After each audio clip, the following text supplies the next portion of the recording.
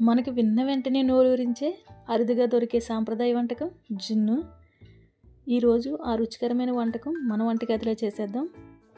కొన్ని మిరియాలు, యాలకులను, 1 table spoon పంచదార వేసి గ్రైండ్ చేసుకోవాలి. 1 గ్లాస్ చిక్కటి జున్ను పాలకి 3 గ్లాసులు ప్యాకెట్ పాలు తీసుకున్నాను.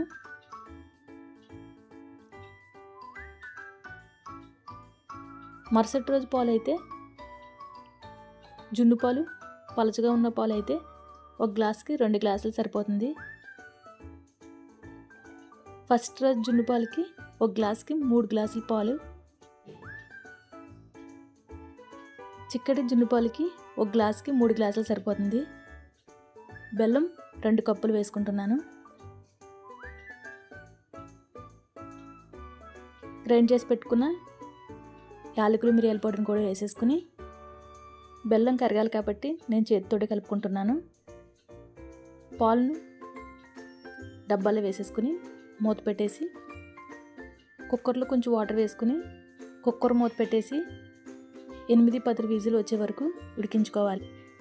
చల్లారిన తర్వాత ఫ్రిడ్జ్లో పెట్టుకుని కట్ చేసుకుంటే కేక్లా కట్ చేసుకోవడానికి వీలుగా చాలా బాగుంటుంది.